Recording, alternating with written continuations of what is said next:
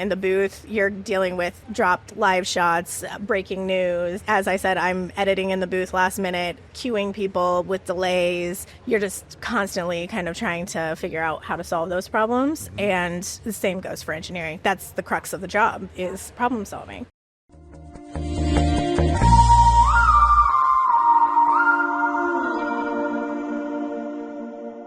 Hi, I'm your host, Larry Guthrie, Director of Content Strategy with the Society of Women Engineers. Welcome to Diverse, a SWE podcast.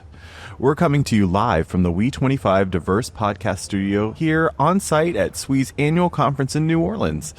It's been an exciting 3 days here. We are in the home stretch and so thrilled to have our guest today. We are turning our attention to an often underestimated but extremely valuable skill to have in any industry: clear and concise communication. This is especially important in engineering since, it's a field that's just filled with technical terms and complex concepts. So joining me today is Paige Feikert, who is presenting on this topic at WE25. Paige is a research and technology engineer with Spirit AeroSystems, and previously she worked as a reporter and news producer before transferring those skills to engineering. Welcome to Diverse, Paige. Thank you so much for having me. Very excited to be here. We are excited to have you.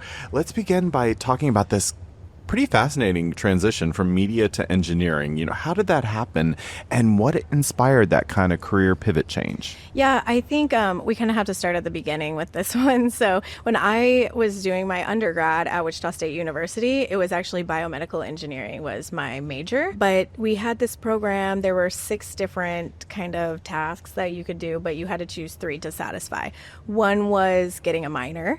So most engineering students would get like a math minor because that made sense, but I got a journalism minor. So I just thought it would be kind of a field that I would like to explore as a former athlete. I really liked sports journalism. I read USA Today every single day. So I loved it. And so I started that, and my focus was always I was going to be an engineer. That was always my focus. I was like, that's going to be my job. I'm doing the journalism thing as this kind of a side gig. Like, it'll just be what it is. But then when I graduated, there weren't a lot of biomedical opportunities in Wichita, and that's where I'm from. And so I didn't have an internship to lean on. I didn't have really a lot of opportunities locally. I took a job in Kansas City, and it was kind of customer service based in like the health IT space. But I actually, a lot of people don't know this, but I got fired from that job. I couldn't travel. I didn't really understand the travel requirements, and I had a 4-month-old baby at the time. So I ended up coming back to Wichita in a scramble, like, oh my goodness, what am I going to do now? And like I said, I had no internship, no experience, so I really fell back on my journalism experience. I wrote a little bit in college for the local paper, so I ended up getting a part-time job at our local CBS affiliate. And I worked there as a news producer. I worked up to being full-time. And after a while, I loved it. I loved it so much. I still to this day have so much love for that job. But it's a 24/7, 365 type of job. And even when I wasn't working, I was working. I was always looking for story ideas and constantly just consumed by it. And so I thought, I don't think this is the best thing for my daughter long term, and I have this engineering degree. What can I do? So that's when I decided to go back into school, and kind of the rest is history from there. So it wasn't necessarily a pivot so much as a detour. Yeah, exactly. On your way to the yeah, I would definitely say that.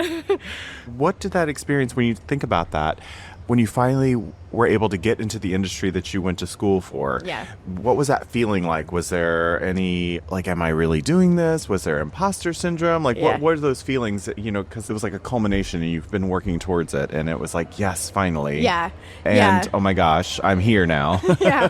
Ever since I started school, I went to school originally I played soccer, so I had a scholarship for that. And ever since I started school, I was like, oh, I'm going to be an engineer. I'm going to be an engineer. And then I wasn't, right? And so I would say the funniest thing about imposter syndrome for me is I always was like, I have this engineering degree. It's fine. Going back to school is going to be no big deal. It's going to be fine. My very first day of my grad studies as a master's student, I had to take a couple of undergrad classes. Since my major for undergrad was bioengineering, I was studying mechanical, so it's a little bit different. And I come in first day, it's like 8 a.m. and it's a bunch of undergrad students in there, and I'm thinking like, oh, I'm a graduate student, like, okay, this is gonna be fine. and the professor has us take a pre-test, and he's like, if you take this and you fail it, then you should probably drop this class. And I had to take this class, right? Like, I was not choosing this class, and he gives it to us. I don't even have a calculator with me. I didn't even bring a calculator on the first day.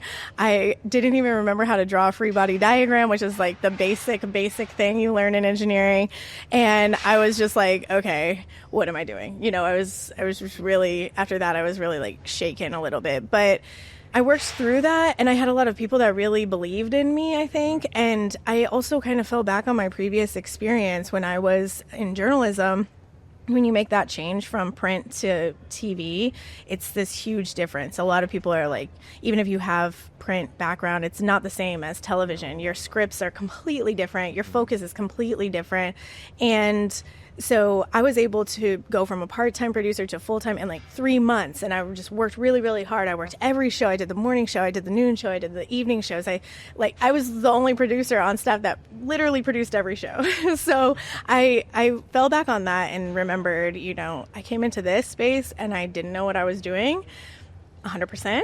And I grew from that. I was able to become one of the top producers. I produced the 5 p.m. newscast every single day, Monday through Friday. Yeah. And was able to grow in that space. So after I took that pre-test, definitely bombed it. I think he gave me 1 point because he felt bad for me. And I ended up... A pity point. Yeah, it was definitely a pity point. It was like one of those points, like she put her name on the paper, she could get a point.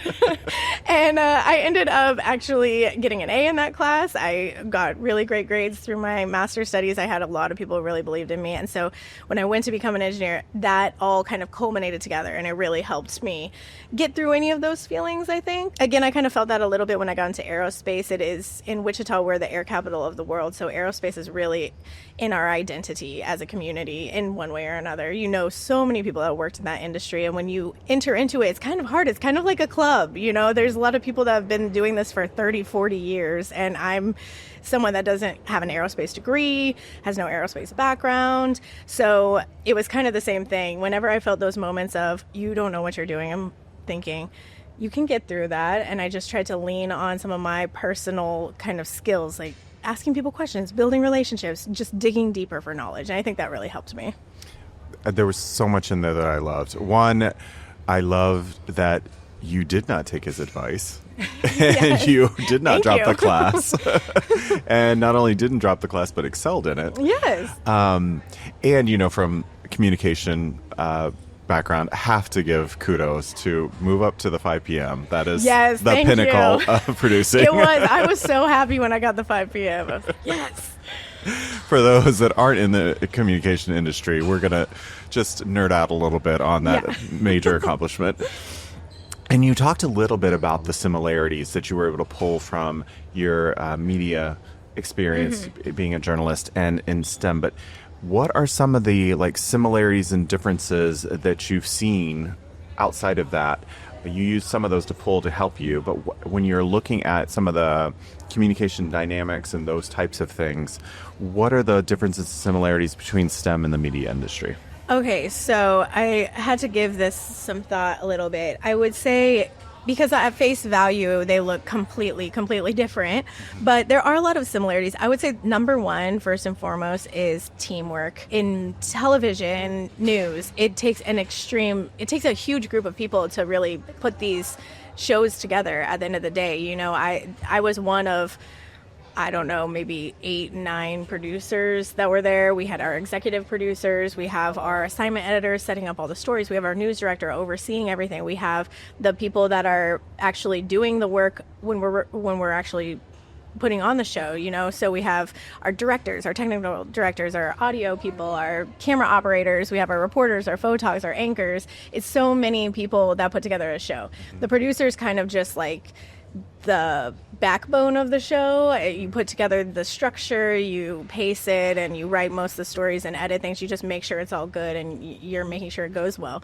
But it took a huge team to actually get it on air every day and even help me finish. I was notorious for being late up to the booth and editing in the booth, and I had a lot of friends that helped me. So the same could be said for engineering. I am a research and development engineer, so I kind of do just like all the in-between work of developing this technology, whereas you need designers, we need stress engineers, we need, if you're working on something that's going to move into a manufacturing space, you need industrial manufacturing engineers. You even need people like supply chain, project managers, things like this. There's so many different backgrounds. Finance, bless the finance people, because I hate budgeting, and even in my own life. So it's really teamwork focused, I think. That would be something similar. I think having a societal impact is something that's similar. As a journalist, you have very almost constant impact on your community. And as an aerospace engineer, it's a little harder to see, especially as a research and development engineer, because my work is very long term, but I think it eventually will have a huge impact. I mean, I work in kind of a commercial space, so we all flew to get here probably. So that's something that's important. And finally, I would say problem solving is very similar between the two. It's something that, again, in the booth, you're dealing with dropped live shots, breaking news. As I said, I'm editing in the booth last minute, queuing people with delays. Who knows what's going to happen in a live shot? It could go anyway. So you're just constantly kind of trying to figure out how to solve those problems. And the same goes for engineering. That's the crux of the job, is problem solving. Right. So, yeah. And difference, I would say deadlines is number one. Deadlines. In news, it was every single day. Yes. Every single day. 5 p.m. The show's going on whether you want it to or not. But in R&D, projects could take like 5 years. And I'm like, this is so slow. This is slow. But I kind of like it. So, yeah, I would say that's probably one of the biggest differences. Yes, deadlines, I can definitely relate. My life is just a series of deadlines, for sure. Yeah, but I think as a communication professional, you might attest to, the deadline feels good. Like, I like to work up to the deadline. Yes, I do. I do. It's nice. And, I think what also I love is that I can imagine that your experience at a station with that kind of the crazy deadlines, the quick kind of change and pivots around, like, how do we make things happen? It equips you to handle stress, changes, last minute unexpected things much better. Like, it kind of builds that muscle. Oh, it really does. I think that experience makes me feel like I can do anything. I think, anytime there's a problem or a challenge, or no matter what it is, a stressful situation, I'm really able to lean on that experience and be like, hey, you survived this. I mean, you were constantly sweating while you're walking to the booth every day. But I also loved it, and so I think it's looking back on that. I currently write for a local magazine just on the side for fun, and our deadlines are like 2 weeks, and I'm just like, and I'm still find myself turning things in on the day they're due. Like, I'm sorry, I'm a deadline girl. I don't know. You're consistent. Yeah. But yeah. That's so true. And so how did teaching, because I know you did some teaching at Wichita State University for biomedical. Yeah. How that seems like the marriage of both in a way. It really is the marriage of both. I'm really hoping that someday I can do more of that. I am working on my PhD right now, and I don't really have... Congratulations, by the way. Thank you. I don't have plans of really going into academia full time, but just it's so rewarding to get to work with students, see them when at the stage where you were at that point, and really share your knowledge, share information. But yeah, it really is the merger of both, like the technical information and the communication side, and finding a way to present that to students to where they understand, and building relationships with students, and then also trying to give students some opportunities to practice their own communication skills. I don't think as engineers we have enough of that in our curriculum. So that was kind of cool to get to do that as well. But I loved it. And you set me up for my next question Perfect. Perfectly. I'm wondering if, especially within engineering particularly, what are some fundamental tools or techniques that you can share for engineers to kind of practice effective communication? Kind of the second piece of that I kind of alluded to. Is it particularly challenging for those in engineering, do you find? And why is that, you think? Yeah, I'll start with that one because it really does kind of tie back to my previous answer. So I actually did a Google search to try to see. There are some programs in the nation that do involve some sort of technical writing or technical communication coursework that's required. But most engineering programs, and especially where I came from, knowing firsthand, do not require any communication classes past your required public speaking English classes. So many students probably don't take another communication style class since their second year of school, maybe. And I didn't really realize how important that was until I started doing my minor. And I took a class that was in the business school that was about communicating with like negotiating, interviewing, different communication skills like that. And I told the department chair of bioengineering, we need to require this course for everyone. It's a professional communication course. It can make so much difference, but they didn't end up doing that. So I'm still pushing for that. But I do think that that's something. Also, the way that the courses are set up, they're very technical, information heavy, computational analysis heavy, and some of the other schools, they have classes that are more actual communicate. You may be given some concept that you have to discuss in groups every day and group projects every day. And we would have a group project, but it would typically be once a semester in engineering. Whereas some of these courses, you're literally talking together and presenting your thoughts every day to the class. And I think that that really just naturally helps you grow your communication skills. So I do think that's kind of the challenge with engineering in particular. In terms of fundamental tools and techniques, I'll just kind of give a brief overview of my talk for later. I kind of break it down into 3 pieces of, I guess, advice or kind of techniques that you can use to improve your communication as an engineer. I would say the first one, and I have seen this firsthand as an engineer, is really focusing on telling a story. I think we all know that we like to consume stories. Stories resonate with people, and there's a way to tell a story, right? If you picked up a book and you opened it and the first page just tells you exactly the juicy part that happened in the middle, you're not going to understand it. You're not going to connect to it. You don't have context for those characters and the setting and what's going on and what the problem is. And you're not going on this journey with them. And it's the same way with technical communication. If you just told me your results on the first page, I'm not going to care. And it could be good work. And I've seen that firsthand. I've seen really good work that's done that's just not packaged in a way that's consumable to most people, even technical people. It's like if you start with this is the tool I made, but you don't tell me what the part is, or you don't tell me why you're making it, or what the process is, or what materials you're using. I can't connect to what you're doing. Right. So I think thinking about telling a story and making sure you're knowing your audience as well. If I'm talking to technical people, I can use some jargon, maybe. Talking to technical people maybe in a different industry, I might have to change it a bit. If I'm talking to my mom, I'm going to completely change it. She doesn't have any engineering background. So that would be the first thing. The second is communicating as if it was an interview. So this is fitting. Having this sense of curiosity, just like in this interview here, you'll follow up with a question based off of your active listening to what my answers are. It goes the same way with interpersonal communication with people you're meeting in the office. And I think people maybe not even understand that that's what you're doing, but you're just asking a question. And then you're just general curiosity. You're saying, okay, well, you said this. Well, what about that? Oh, you have, especially personal. Oh, you have a son. How old is your son? Where does he live? Well, what's this? Or, oh, your background is in stress engineering. Well, what projects have you worked on before? Have you always worked in aerospace? Like, what companies have you worked? Did you work for Boeing and for Spirit? There's so many different pieces to that.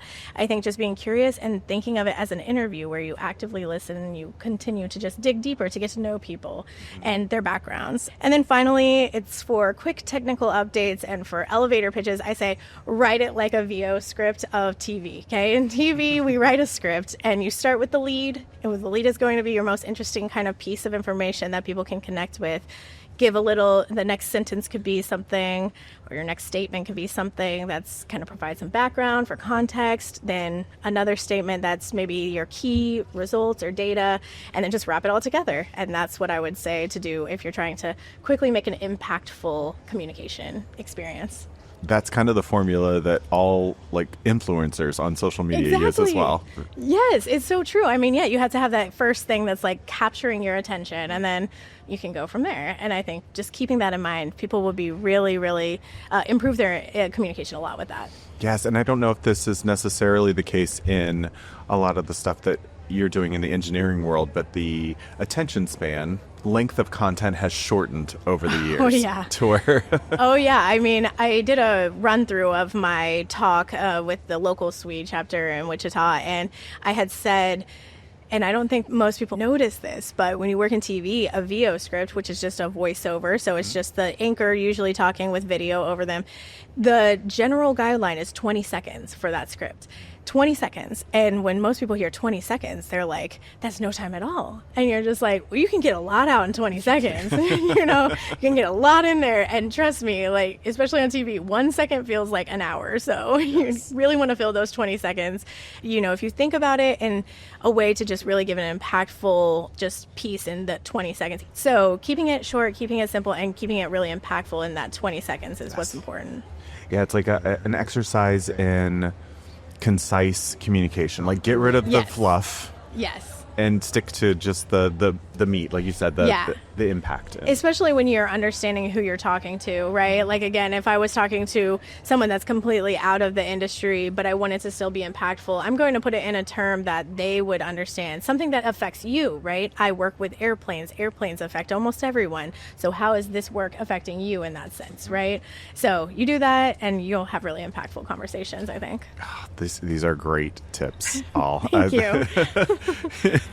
She's pretty much breaking down a lot of the theory and strategy in my job. So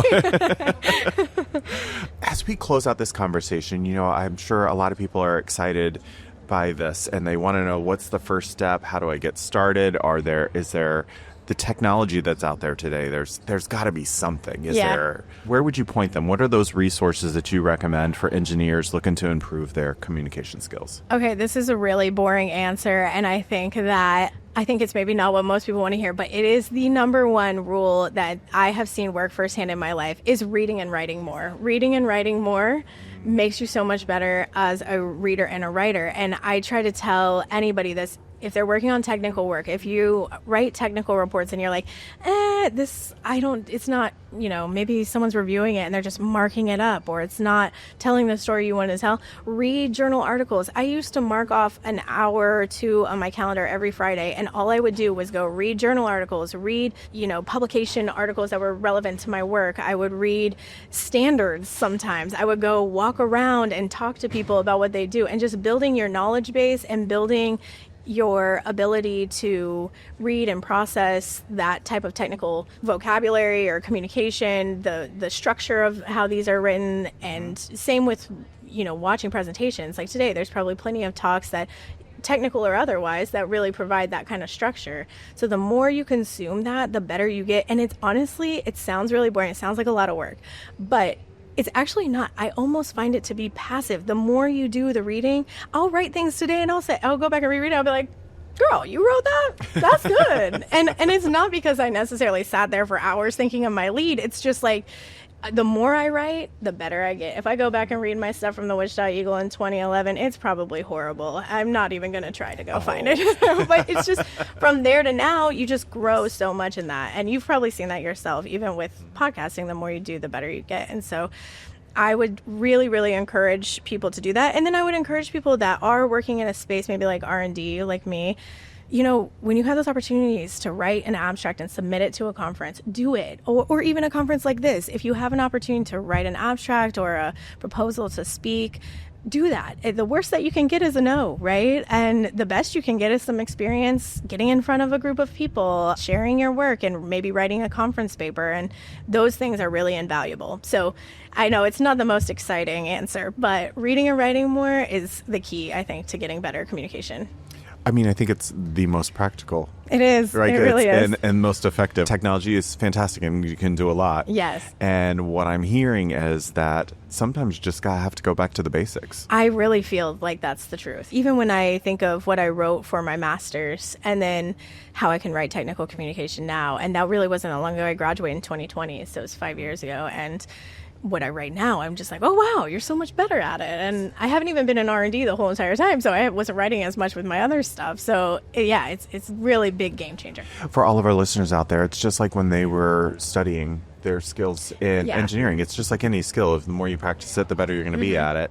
And I love your advice to find those that are doing it well. Read those journal articles so you can kind of see, like, this is fantastic. Yes. This is the way I would like. And I also love the piece around writing it down, because I think people, in my experience, you'll have to let me know what you think, that people will write better than they can communicate orally first. Mm-hmm. And so like writing those kind of reflective listening, right? To kind of, how do I summarize this? How do I make it an elevator speech? Like if I had to tell somebody about this article that I loved, writing that down, because it seems like it translates very easily to the way you talk. It does. It totally does. Like I said, I mean, I would block off time on my calendar. I would just sit at my desk. I didn't really have a lot of connections when I first started my job, so it wasn't like I had a lot of friends when I was bored at my desk. So now I do, happy to report. But I would still I would take that time and intentionally read things, and I would open OneNote and I would take notes and kind of write. Like, it's just like my daughter's in middle school now, she's in 6th grade, and she has all this reading comprehension and she hates it, but I'm like, this is one of the most important things, comprehending what you're reading. And then next thing you know, your vocabulary, you're starting to say words, and like sometimes I'll really say something, I'll be like, wow, like I think you know it now. You really start to understand. Not to say you don't have places to grow still, but it's just like you just really pick up on it, and when you write it down and you take notes, you remember it better. And yeah, that's really the secret. I would say that, and curiosity. Cheat codes to communication. You heard it here first. Everything you need to get started on expanding your communication skills, and can't underscore the importance of really great communication skills enough. Absolutely. In every area of your life, really. It's kind of bleeds over to all the relationships you have, professional and personal. Paige, this has been fantastic. I hope our folks at WE25 stop by to check you out in person. For those that are not here, they have this wonderful podcast. Yes. In addition, shameless plug for SWE, we also have tons of communication courses in our Advanced Learning Center. So if you're looking for a more structured course to get you started, highly recommend heading over to advancedlearning.swe.org. Putting in that search term for communication. Just start your journey there, keeping in mind all the wonderful lessons that we've heard from Paige today. Thank you again so much. Yes, thank you for having me. And we are looking forward to seeing you later today. I'm Larry Guthrie, live at WE25, and from all of us at SWE, thanks for listening.